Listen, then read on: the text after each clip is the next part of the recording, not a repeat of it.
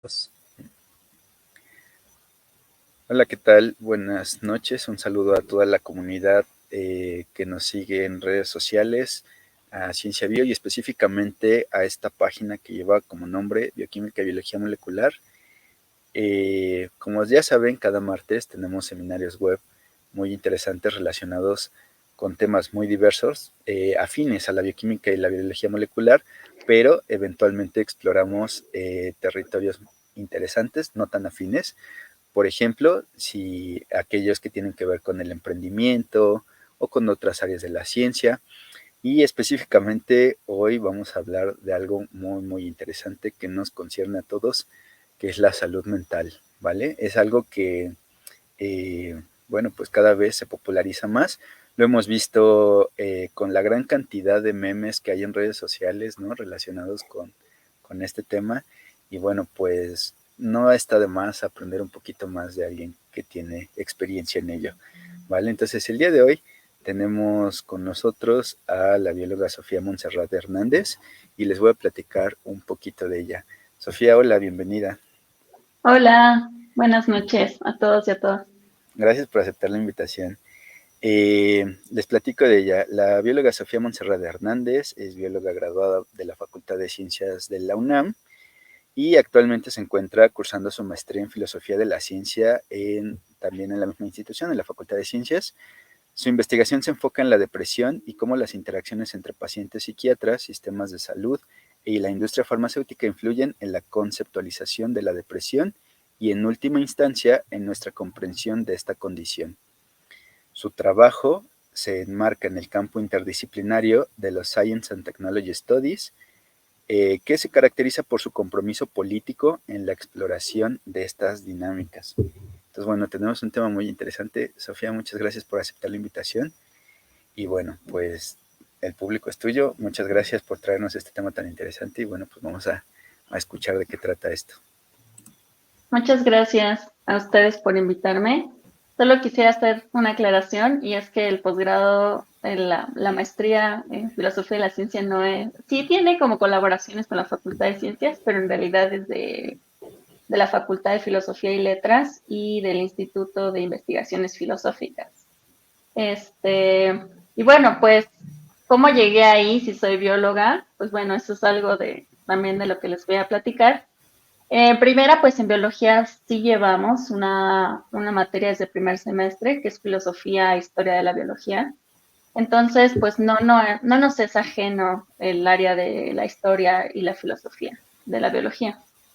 Pero, ¿cómo llegué al PROSAC? Pues bueno, en realidad mi área de estudio es la depresión. Y lo he estudiado desde varios ámbitos. Y pues mi trayectoria académica en la depresión, pues ilustra cómo es que llegué al PROSAC. Entonces, también de eso les voy a contar para, para más o menos dar un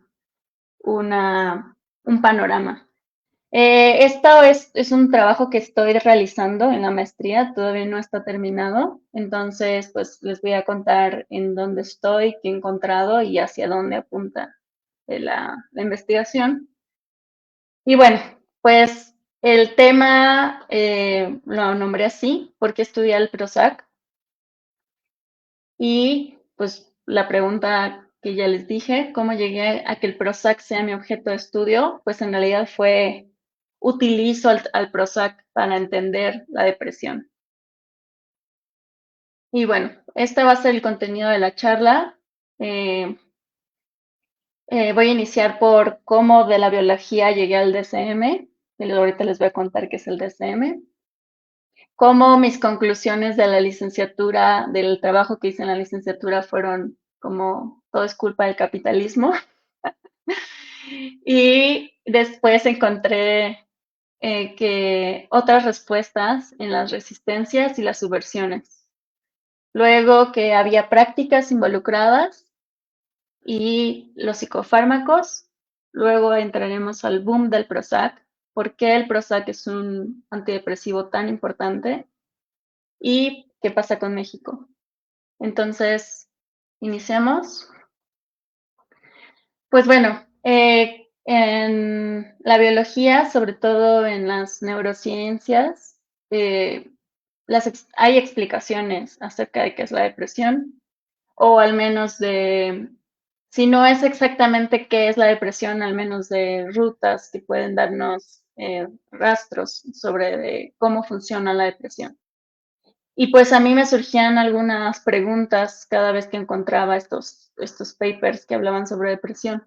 Y eran como que si esas eran explicaciones completas de la depresión. Es decir, algunas, algunos papers que hablan sobre, no sé, sobre si ciertas regiones del cerebro se encienden cuando hay personas que tienen depresión, a diferencia de otras que son normales.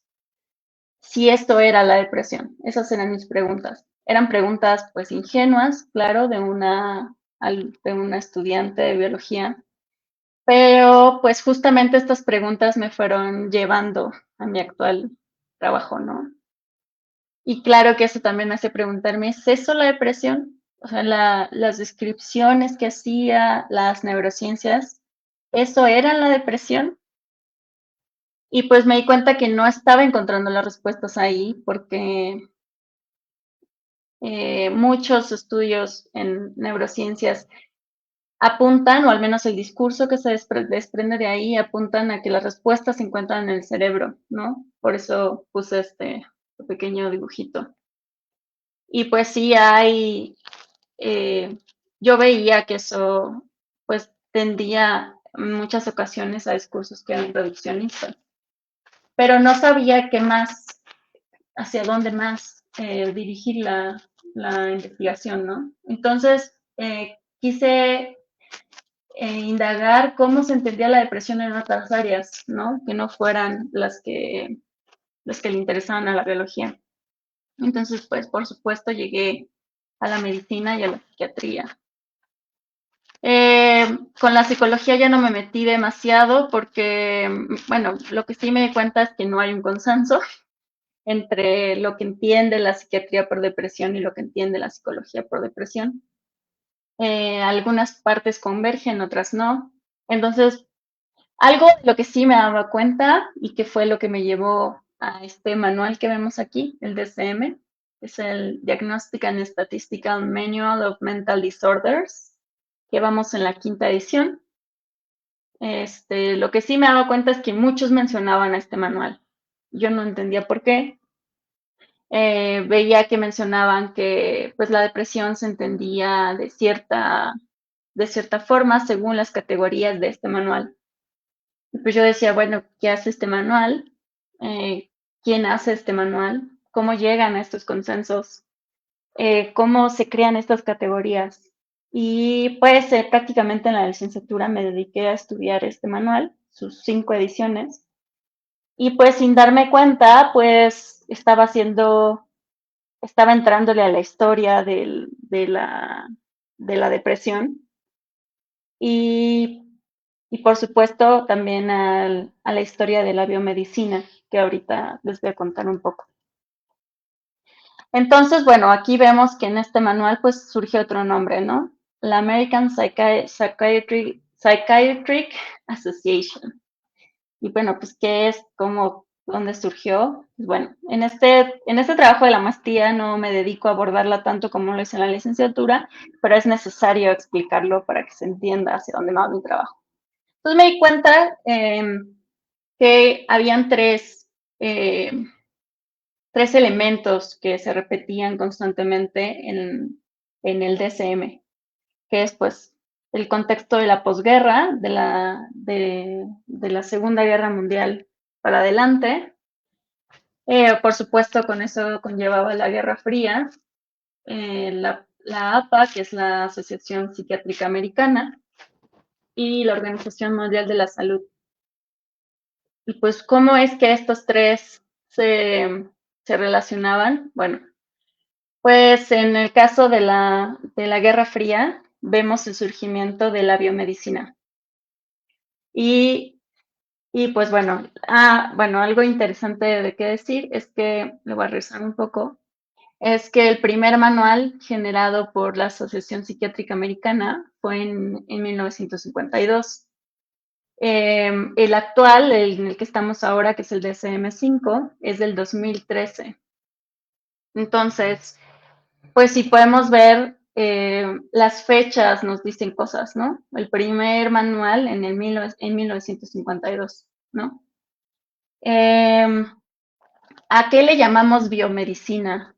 Pues bueno, la biomedicina es la convergencia en el periodo de la posguerra, eh, se, que va más o menos de 1945 a 1975. Hablamos de que existió una convergencia muy interesante entre la biología y la medicina, eh, que se caracterizaban por tres ejes esencialmente, ¿no? Hubo un cambio en el financiamiento de la investigación. Hubo un cambio también en la apreciación que hubo, acerca de las investigaciones que se hacían alrededor de la biología y la medicina. Y también hubo la aparición de una relación muy estrecha entre la clínica y el laboratorio. Esto ocurre en este periodo, 1945 a 1975.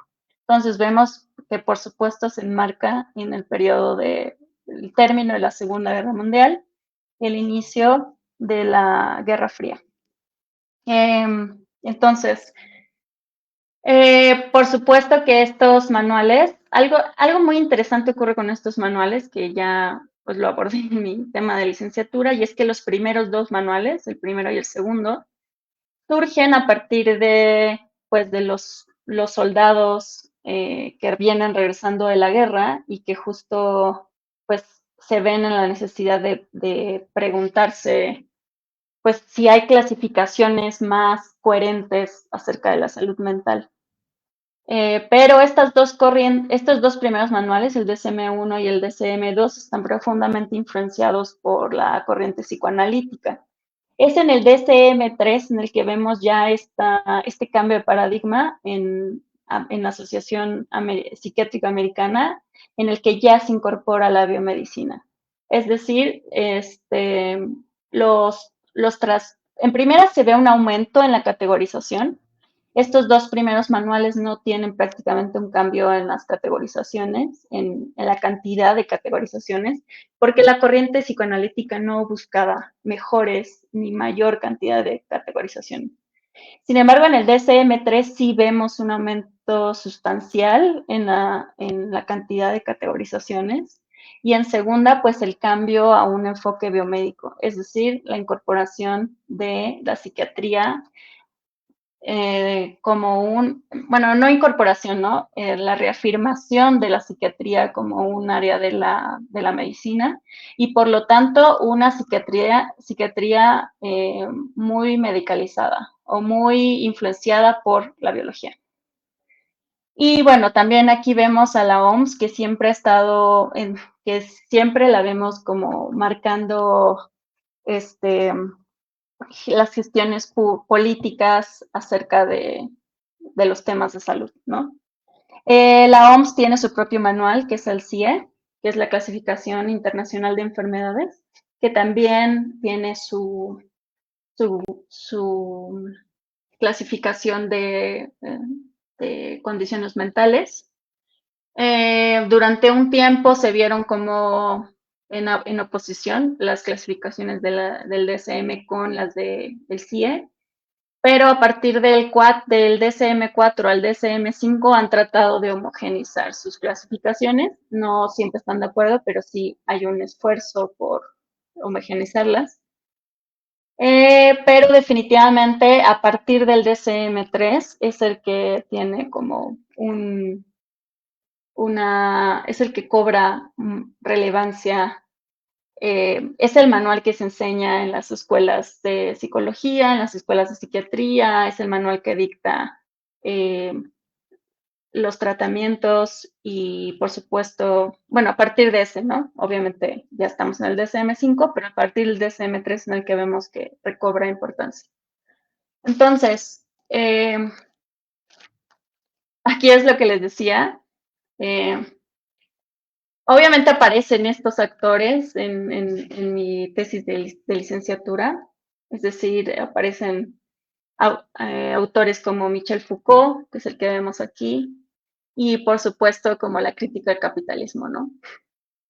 Y pues algo que me hicieron notar en mi tesis de licenciatura es que pues estaba reduciendo, eh, perdón, es que mi gato se cruza, voy a bajarlo. Este, por ejemplo, el término como biopolítica de Michel Foucault, pues fue muy relevante para entender cómo era que el biopoder se estaba gestando, es decir, pues cómo la medicina ejerce poder sobre los cuerpos a través de normas, a través de normativas que nos dicen que controlan y que gestionan la vida, ¿no? Aquí vemos, por ejemplo, la imagen del panóptico, ¿no? Que es como esta figura del vigilar y castigar, ¿no? Que a partir de este punto se logra controlar todos los puntos de atrás. Y bueno, ¿no? En el capitalismo, pues las farmacéuticas, ¿no? Como este, como, eh, ¿cómo decirlo? Las farmacéuticas que solo buscan el dinero y controlar a las personas, ¿no? Sin embargo, pues algo que me hicieron notar en mi tesis de licenciatura es que esto era pues un discurso muy típico de Latinoamérica, inclusive que sin darme cuenta, al, al reducir a la medicina y a la biomedicina a su poder clasificatorio, también estaba negando pues su poder curativo, ¿no? Su poder, su efectividad. Y que también estaba reduciendo a los pacientes y a los individuos a lo que dicta el poder, ¿no? Haciéndolos perder su capacidad de decisión. Entonces, obviamente no me atrevería a negar que la medicina, pues la biomedicina es el modelo hegemónico que dicta cómo se mueve la medicina en el mundo, pero reducir sus explicaciones al poder también niega toda la parte la parte de su parte curativa, ¿no? Su parte eficaz, su parte, mmm, ¿cómo decirlo? Su parte, pues sí, efectiva, ¿no? Entonces,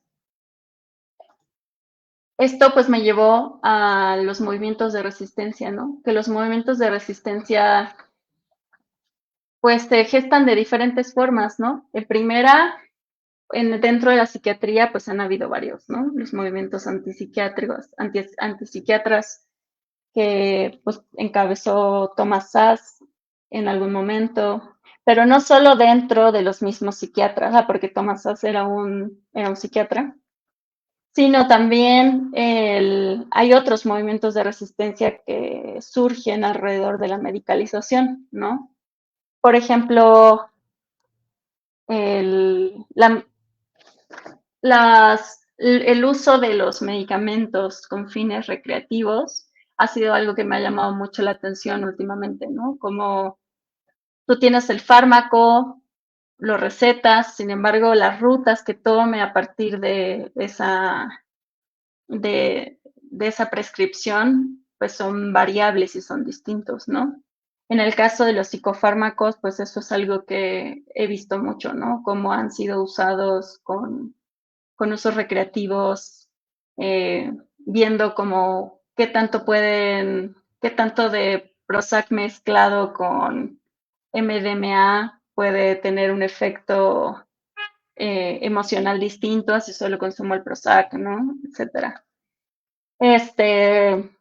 Pero también, por ejemplo, el clonazepam, ¿no? Ese es otro psicofármaco que es muy usado como con usos recreativos, porque por su efectividad noquear a las personas. Entonces, después de haber consumido pues otros tipos de sustancias que suelen eh, alterar los estados, por ejemplo, como la cocaína, entonces pues puedes tomarte, no estoy recetando nada, pero me digo que estas prácticas existen, ¿no?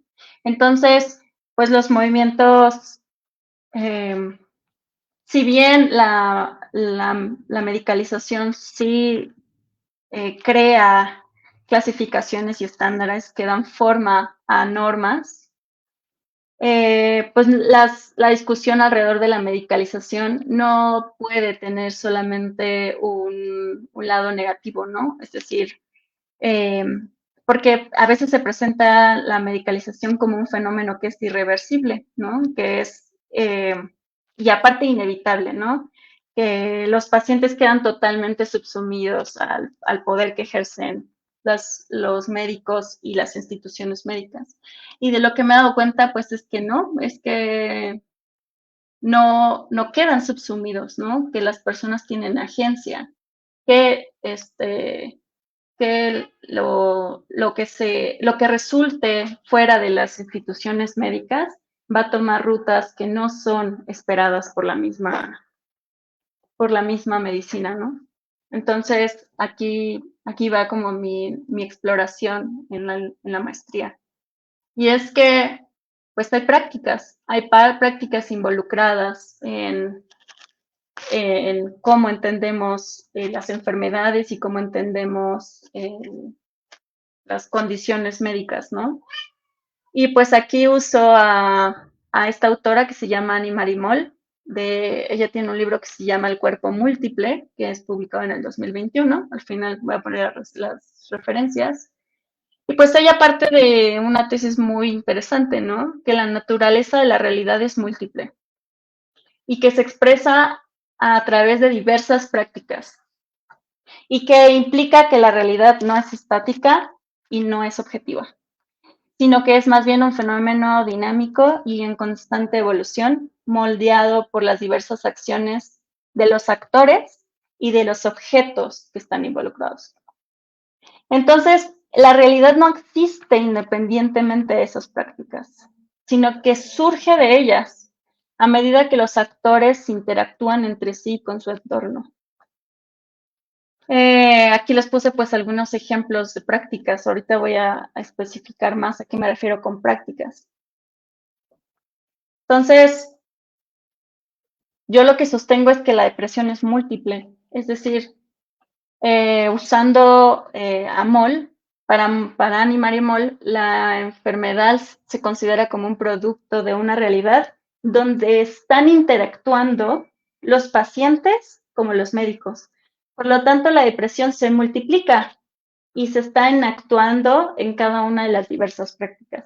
Es decir, hay una depresión que es la que narra al paciente o la persona que tiene los síntomas. Hay una depresión que es la que se construye desde el discurso médico, es decir, en el consultorio, cuando el psiquiatra o el médico está denotando que esa persona tiene algún trastorno mental y que determina que es depresión con base en sus propios discursos que ha aprendido en su carrera médica. Ahí hay otro tipo de depresión, pero también hay otra depresión que es la dictada por la industria farmacéutica cuando dice que este medicamento sirve para tratar la depresión, ¿no? Y también hay otra depresión que es la que encontramos en la cultura popular, que ahorita les voy a hablar un poco de esa, que es esta depresión este, que encontramos en las películas, por ejemplo, cuando le decimos a un amigo o amiga que tiene depresión porque coincide con nuestras descripciones de lo que es la depresión, ¿no? Entonces, con esto respondía a mis preguntas que tenía al inicio, ¿no? O sea, la depresión no es lo que dice la neurociencia únicamente. La depresión no es únicamente lo que viene en el manual del DSM, el que les mostré de la Asociación Psiquiátrica Americana, y tampoco es únicamente las narraciones de la persona que tiene los síntomas. La depresión es todo eso, es múltiple, ¿no? Y se presenta de esta forma porque pertenece a una realidad que también es múltiple, ¿no? Entonces, cuando sale este término que se llama enactuar, es decir, en cada práctica, en cada receta, en cada diagnóstico de depresión, en cada plática que tenemos, en cada película que habla sobre depresión, en cada manual que se genera, ahí se está enactuando la depresión. Está eh, siendo real en cada una de esas prácticas. Entonces, a partir de eso, pues me di cuenta que si entendía a la depresión a través de las prácticas que la gestan, entonces podía tener como diferentes enfoques mi análisis, ¿no?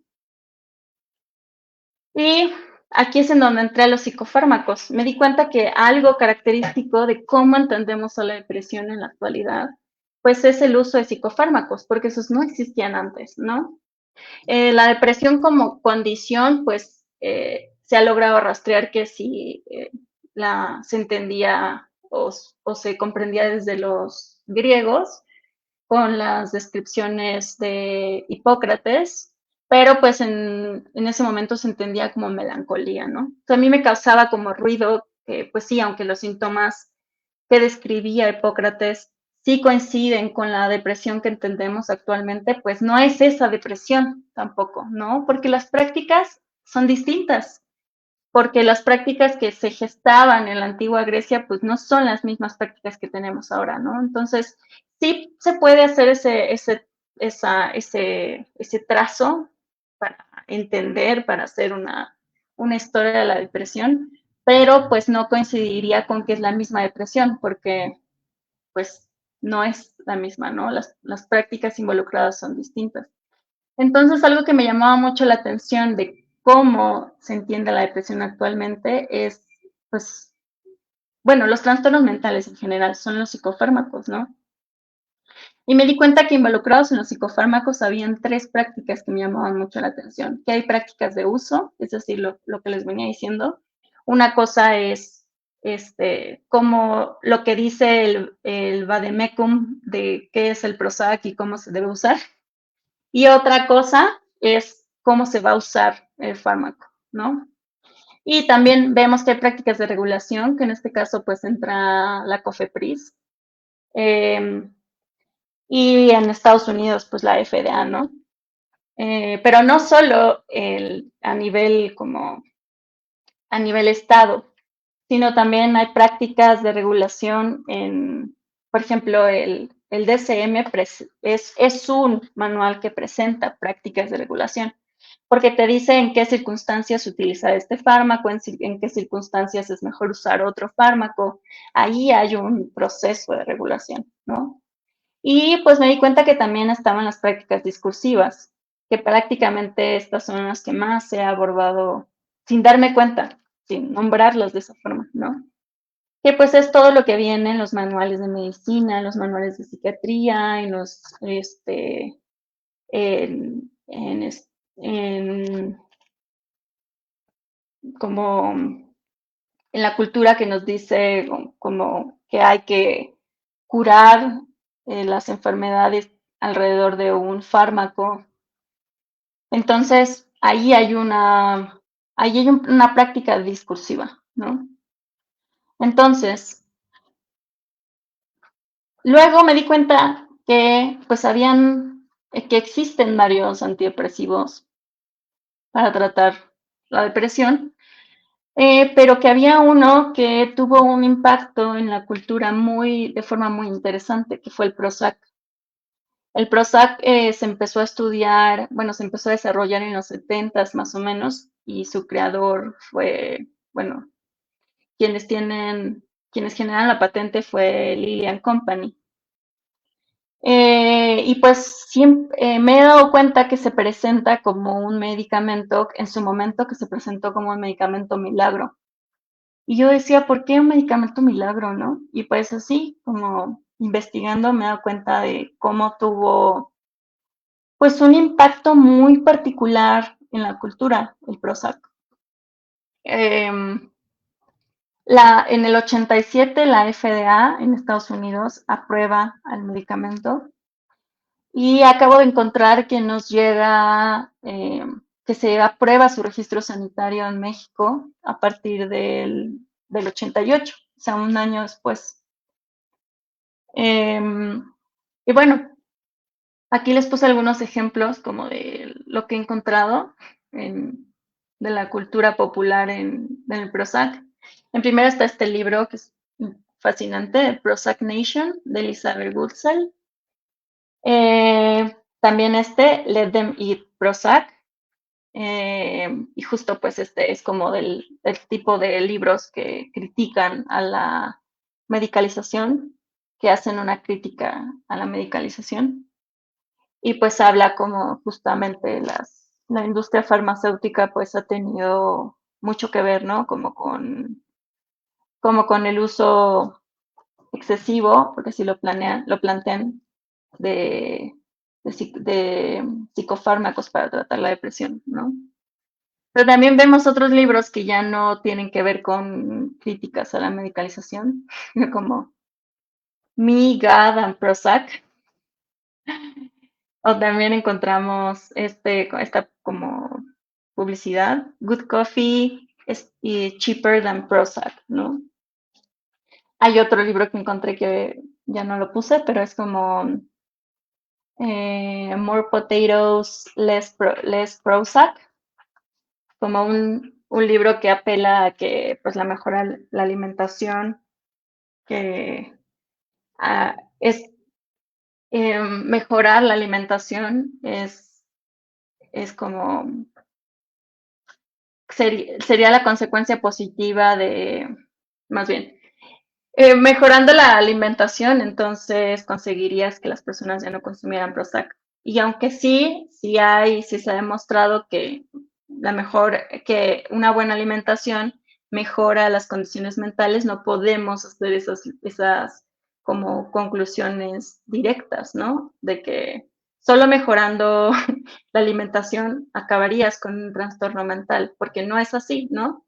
Una mejor alimentación puede ayudar a que un trastorno mental eh, no sea no tenga efectos tan graves, pero no podríamos decir que mejorando únicamente la alimentación acabaríamos con los trastornos mentales, ¿no? Pero sin embargo encontramos referencias sobre eso. Pero luego hay otros que son muy interesantes como Poemas en Prozac, que ya tiene varios volúmenes. Son personas que se dedican a escribir poemas mientras están en la influencia de algún antidepresivo, en específico el Prozac. Este, Esta como pastillita, ¿no? Que es Peace, Love and Prozac. Are you ready to be happy? Y viene una pastillita de Prozac. Porque bueno, culturalmente es conocida como la pastilla de la felicidad, ¿no? Y pues esto es una publicidad como Keep you youthful and attractive, eat your Prozac, ¿no? También vemos que en el arte ha influenciado mucho, ¿no? Muchísimas pinturas alrededor del Prozac. Bandas incluso que esta se llama Prozac Plus, hay otra que se llama Fluoxetine Band, inclusive pues te venden el collarcito de la molécula del Prozac. Entonces yo me daba cuenta que algo había pasado con el Prozac y investigando me di cuenta que se presentó como un medicamento milagro porque a diferencia de los tricíclicos que eran los anteriores, este prometía disminuir considerablemente los efectos secundarios que provocaban los tricíclicos, ¿no? Pero una cosa es como el discurso que traía y otra cosa es el recibimiento que tuvo culturalmente, ¿no? Por ejemplo, en la Hemeroteca Nacional encontré que ya hay noticias que involucran al Prozac a partir de los 90 aproximadamente, pero solo hablan como de noticias que vienen del exterior, ¿no? Por ejemplo, hablan de cómo Lady Di se consideraba que tomaba Prozac y entonces lo utilizaba por sus trastornos alimenticios, ¿no? Otro, ya a partir de los 2000, pues de Vicente Fox, que fue muy criticado porque se supone que usaba Prozac, ¿no? Entonces se hablaban como de sus capacidades para ser presidente, siendo que era usuario de un psicofármaco, ¿no? Entonces lo que me he dado cuenta es que en la década de los 90 en México la recepción del Prozac no era muy buena, ¿no? Todos estos, si se dan cuenta, pues vienen de Estados Unidos y de Europa, ¿no? Entonces, mi pregunta de investigación en la maestría fue, ¿qué pasó con México, no? ¿Cómo llegó el Prozac a México? Y cómo, si es que a partir de entender al Prozac, podía entender cómo, cómo se estaba, cómo se estaba gestando la depresión en México en esa época, ¿no? No, es decir, qué discursos habían, fue aceptado el psicofármaco rápidamente o no lo fue, y si sí lo fue, este, cómo fue, ¿no? Podía provenir de alguna política, política, generada por la OMS, ¿no? Aunque me he dado cuenta que más bien las políticas a partir de la OMS en México han sido hacia el alcoholismo, ¿no? Casi todas han sido hacia el alcoholismo. Salud mental muy recientemente, ¿no? Entonces, me di cuenta que a través del Prozac podía rastrear, hacer como una investigación, ¿cómo se llama? Un estado del arte de la depresión en México. Y pues estas son las preguntas. O sea, mi objetivo en la maestría es entender la realidad social de la depresión en México a través del Prozac, a través de este fármaco. Y pues dos de las preguntas que trato de responder es cómo llegó a México. En primera, si llegó por el sector público, si llegó por el sector privado. Y en segunda, cómo fue su adopción, tanto por parte de los especialistas como por parte de los usuarios. Es decir, lo que les venía comentando, ¿lo recibieron a brazos abiertos o más bien hubo como un recelo? Que lo que me estoy dando cuenta gracias a la hemeroteca es que sí, más bien hubo no muy buena aceptación del fármaco. Sin embargo, pues su efectividad es algo que no es, que es innegable, ¿no? En la COFEPRIS se crea en el 2001 y pues en la primera lista de medicamentos que genera la COFEPRIS, que ya de todos los medicamentos aprobados, ya está el Prozac, ¿no? Entonces, este, me interesa saber cómo socialmente qué estaba pasando con la depresión en esa época y si puedo entender a partir de eso cómo ha ido cambiando la concepción de la salud mental en México. Entonces, por eso el tema, ¿no? Por eso la pregunta, ¿por qué estudiar el Prozac?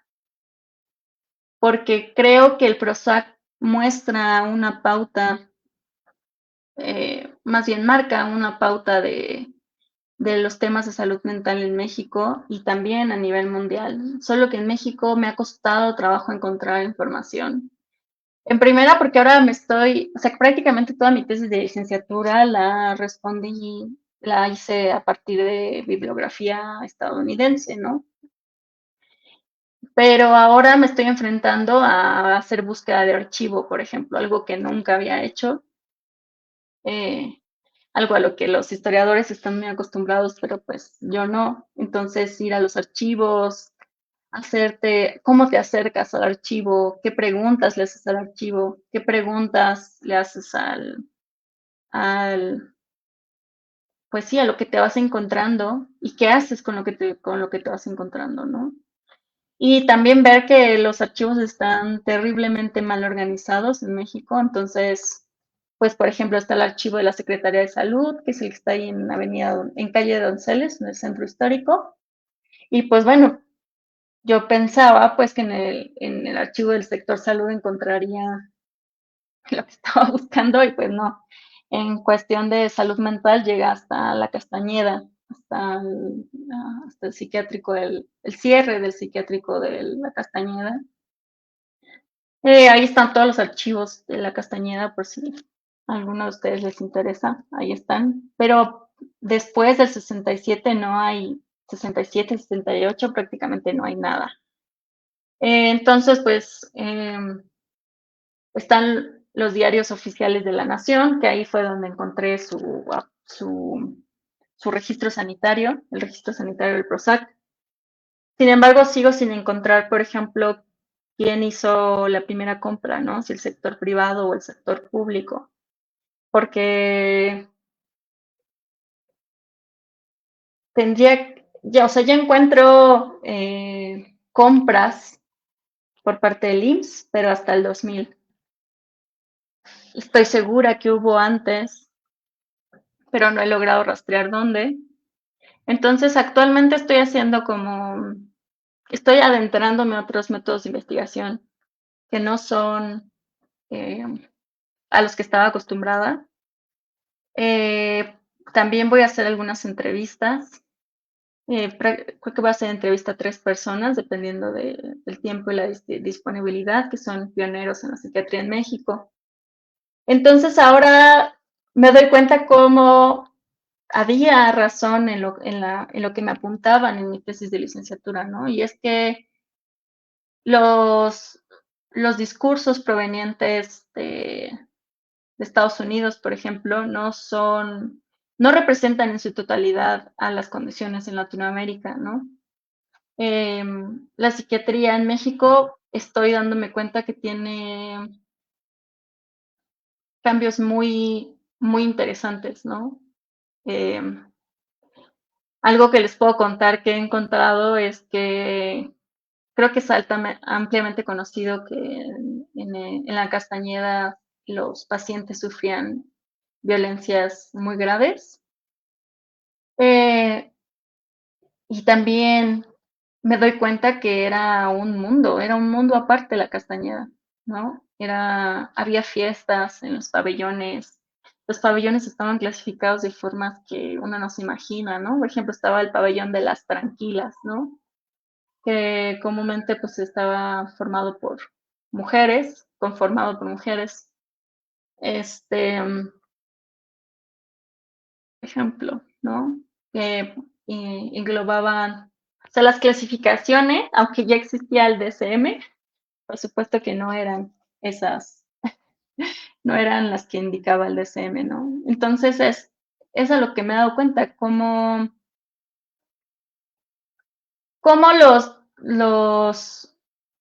el papel, o sea, los discursos médicos, los discursos psiquiátricos dicen una cosa, pero ya el efecto que tiene en la sociedad y sobre todo en la sociedad mexicana es otro completamente, ¿no? Aquí en México, un psicofármaco puede ser recetado pues no sé si puede, pero lo hacen. Una cosa es la regulación y otra cosa es la práctica.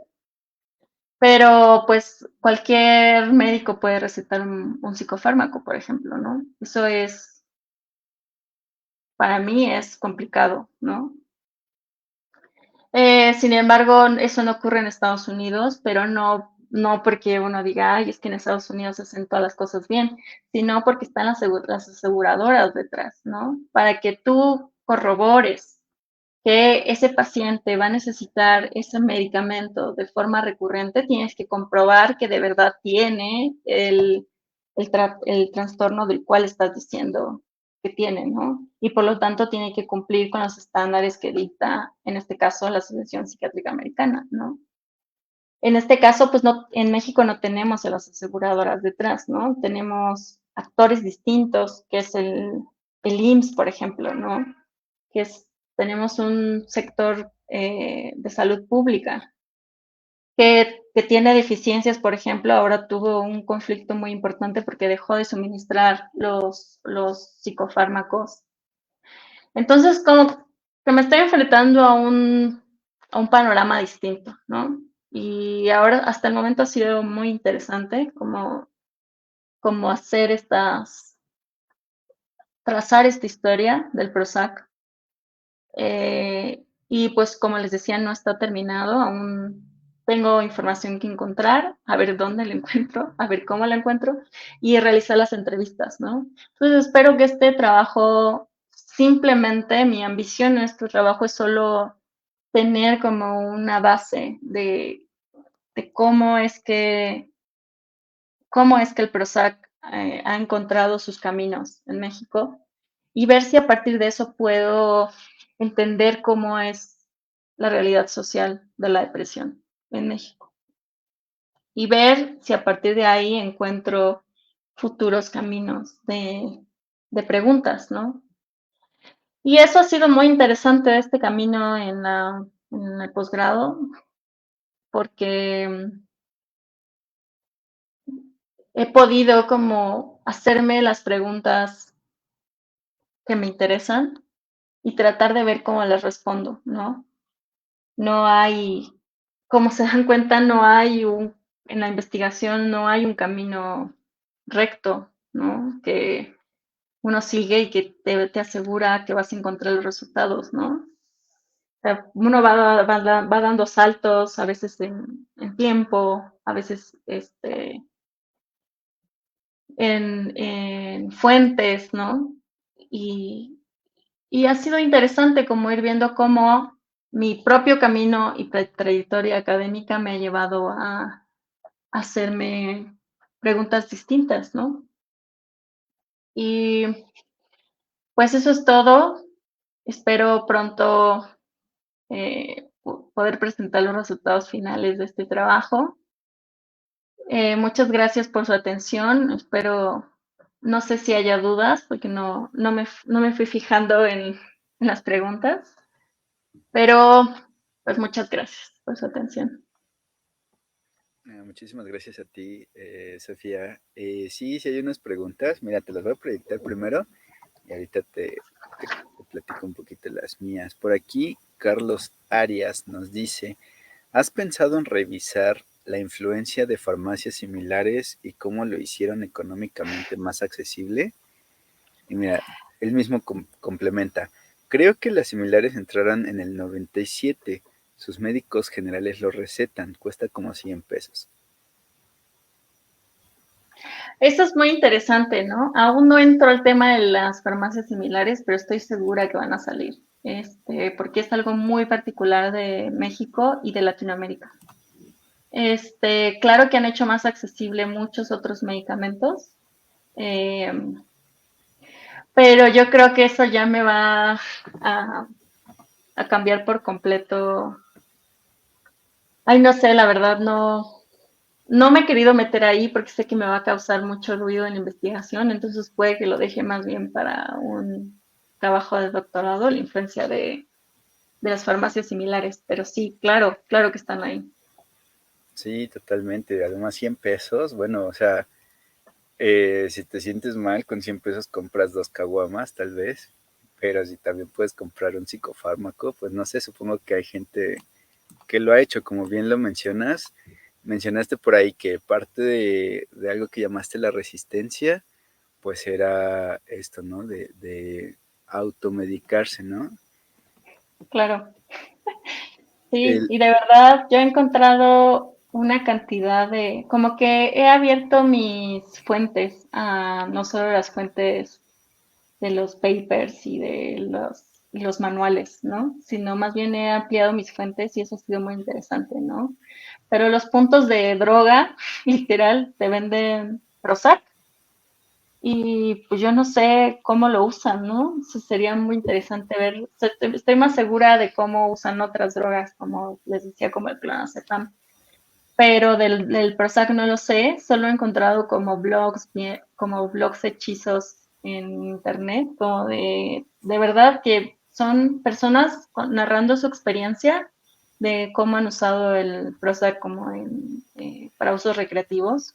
Algo muy interesante del Prozac, que ya no les dije, es que no lo han podido ocupar como en el caso de la clonazepam, y es porque tiene como una curva de acción. Entonces, para que de verdad empiece a hacer su efecto como de inhibidor selectivo de recaptación de serotonina, requiere más o menos 2 semanas de consumo diario.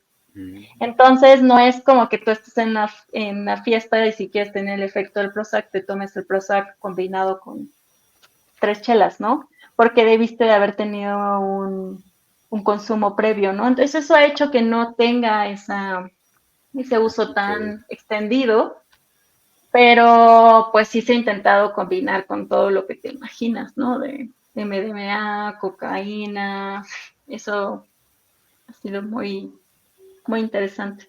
Sí, fíjate que justo ya hablando de esto como un tema de investigación, la verdad es que lo has presentado bien porque es muy complejo, o sea, tiene el componente científico, fisiológico, el médico, el político, el social, y en realidad creo que sí, sí es bastante complicado. Y ahorita en redes sociales, por ejemplo, eh, el uso de mm, estimulantes, digamos, de origen natural, pues también se ha vuelto interesante, ¿no? Desde hace tiempo, como que nos hacen ver que todo lo que es sintético contra lo natural, pues siempre lo natural va a ser mejor, ¿no?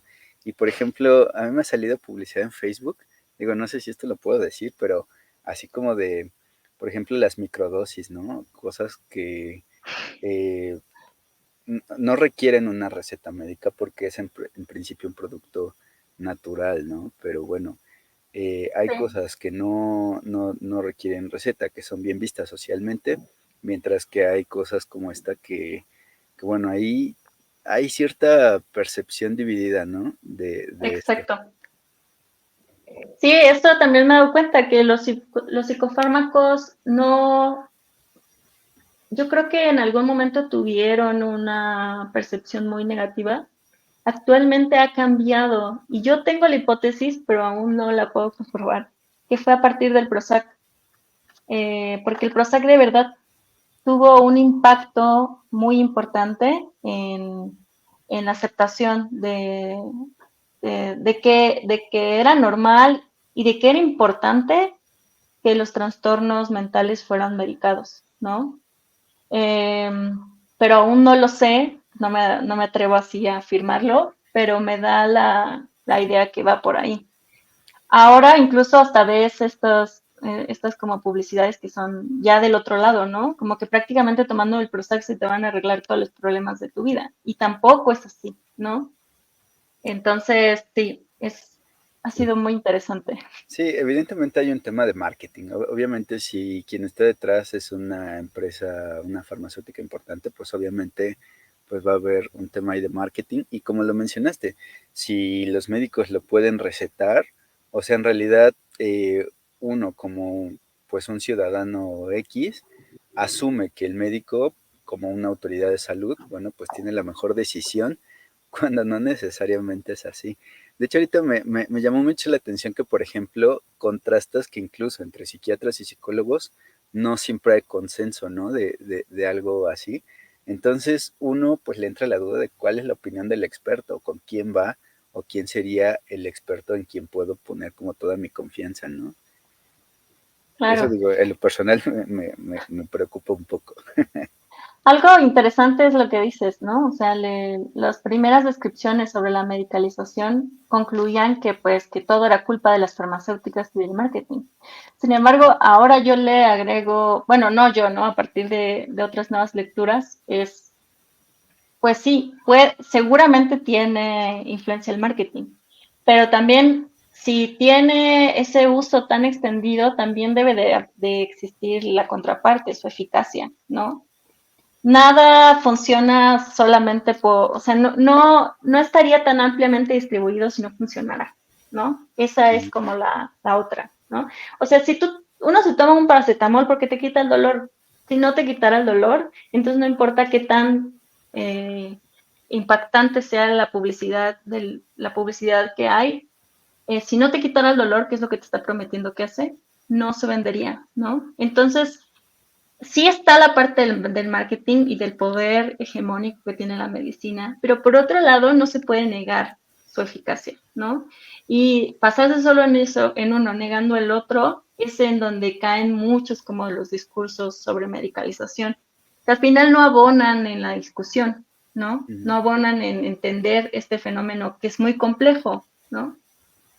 Sí, además, bueno, mira, en experiencia personal, cuando uno pues es, o le recetan un psicofármaco, a lo mejor las primeras veces como que hasta a uno le da miedo, ¿no? Por ejemplo, cuando tomamos nuestra primera cerveza en la secundaria o algo así, ¿no? Como que uno lo hace con cierto miedo y ya después que uno le pierde el miedo.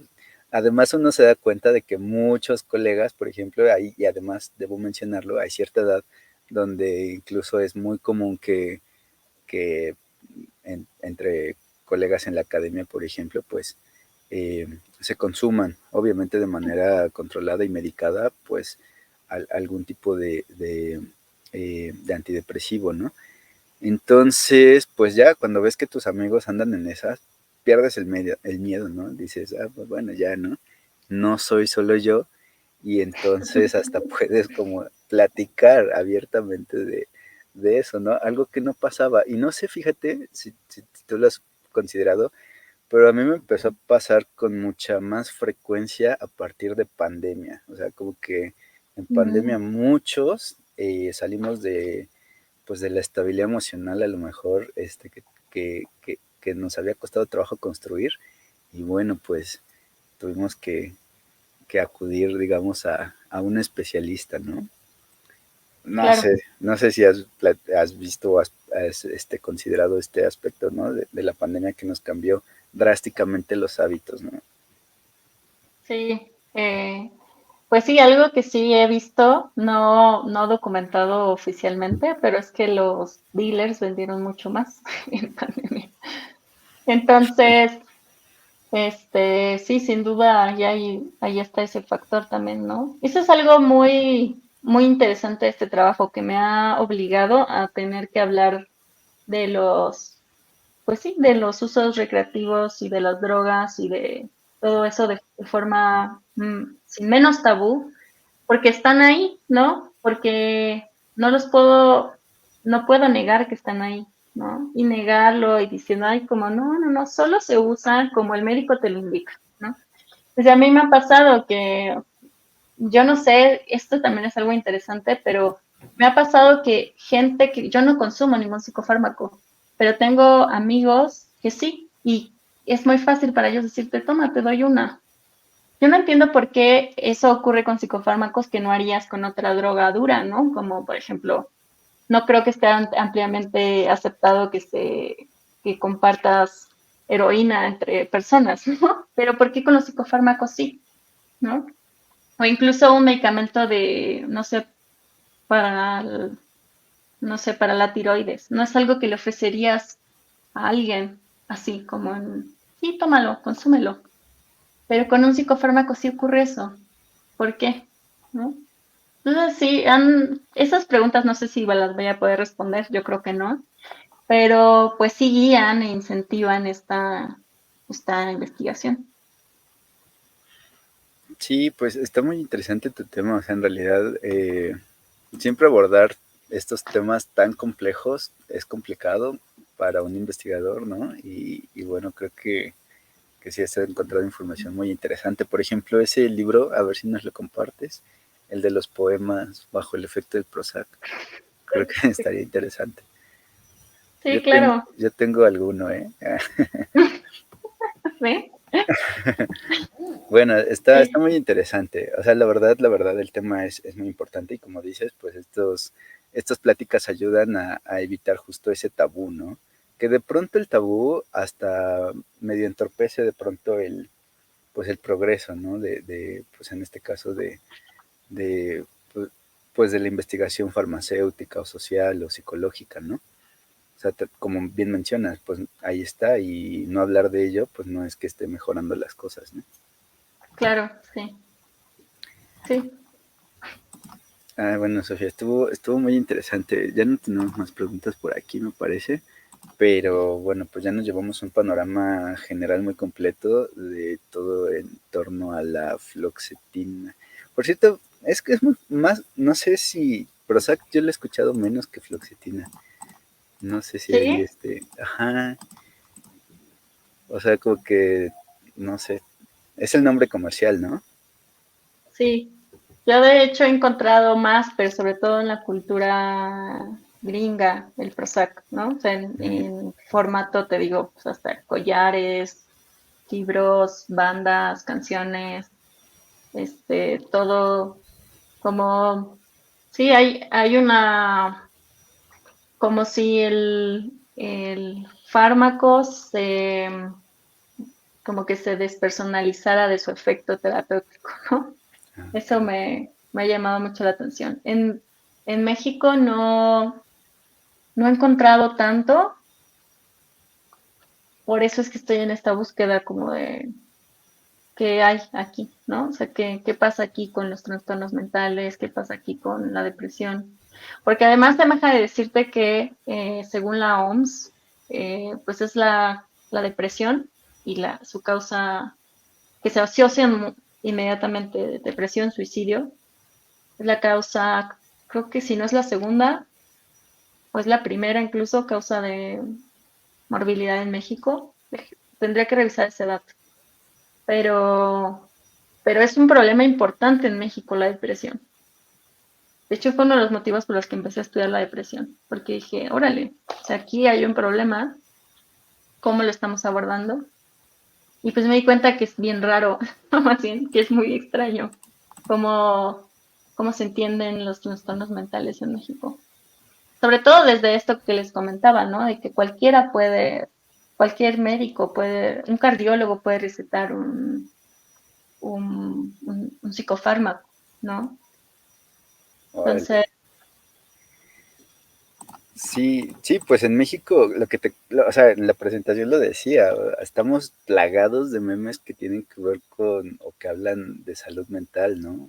Así como, o sea, muchísimos. Estaba viendo justo uno hace rato donde sale Thor, el superhéroe, en su estado deprimido, que es cuando es obeso. Y es así como, no, pues las leyendas tenemos depresión, o sea, como incluso romantizando, ¿no? Así que, pues está chido tener depresión y que si la tienes, pues es porque, pues algo estás haciendo bien, ¿no? O sea, tampoco lo satanizo, pero como que se está arraigando en la cultura ahí algo medio chistosito, ¿no? Como medio romantizando un estado, no tan sano de salud mental. claro, exactamente. Digo, que lo usan así muy, muy al aire, ¿no? Como, sí, es que estás deprimido, ¿no? Y es como, pero bueno, si estás pasando por un proceso de verdad importante, o sea, que ya tiene afectaciones clínicas, pues no es tan chistoso que te digan como que tienes depresión, ¿no? Pero Claro. pues hay una ambigüedad entre cuál es la depresión normal y cuál es la depresión con consideraciones clínicas, ¿no? Ujú. Porque la depresión es un estado que pasamos todos en algún momento de nuestra vida, pero en teoría debería tener causas, ¿no? O sea, no sé, una pérdida de trabajo, pérdida de algún ser querido, pérdida de algún objeto importante que te robaron tu auto, etcétera, ¿no? Entonces ahí puedes pasar por un proceso de depresión que se considera que es normal y necesario incluso, pero no tenemos claridad acerca de cuándo estamos hablando de una depresión clínica a una depresión, bueno, lo que en el DSM se llama depresión mayor, ¿no? Major Depressive Disorder, ¿no? Y ya dices, eso ya no es normal, ¿no? Pero también las categorías con las que se llega a un diagnóstico más certero suelen tener problemas, ¿no? Que eso lo abordé en mi tesis de licenciatura. Pero tampoco yo encuentro, eso es lo que decía hace rato, ¿no? O sea, hago la crítica, pero no encuentro la solución, ¿no? Porque es complejo, ¿no? Entonces, pues sí. Es muy complejo, sí, sin duda. Bueno, pues creo que llegamos al final de la transmisión. Sofía, te agradezco muchísimo que hayas aceptado la invitación, porque también ya teníamos muchas ganas de tenerte desde hace unas semanas y qué bueno que por fin se dio. Y bueno, pues platicar de este tema también es muy importante. Digo, y lo comento porque justo socialmente hablando, cada vez más se ve, pues que se habla de esto, ¿no? Cada vez más gente está siendo medicada, eh, cada vez más está permeando esto en la cultura. Lo mencioné el caso de los memes, pero así como los memes, bueno, pues hay hay muchos escenarios en los cuales se habla ya con más frecuencia de salud mental y probablemente no de la manera más correcta. Entonces, pues vale la pena tener en el foro pues estos seminarios tan interesantes. Y bueno, pues no me queda más que decir, más que muchas gracias. Y no sé si quieras dar algún comentario final, pues para la audiencia y quienes te escucharon. No, pues ninguno. Espero tener los resultados de este trabajo pronto, lo que marca la maestría, y pues presentarlos, ¿no? Como para ver qué encontré, cuáles son mis hallazgos y ver si eso le sirve a alguien, ¿no? Como para entender como socialmente cómo es la comprensión de la depresión en México. Perfecto. Pues muchísimas gracias Sofía, muchísimas gracias a todos los que se quedaron hasta el final. Nos vemos el siguiente martes con otro seminario web relacionado con temas muy interesantes de ciencia en general, de biociencias. Me gustó el término de biopolítica. Bueno, y pues nada, que pasen una excelente noche. Nos vemos pronto. Adiós, Sofía. Nos vemos.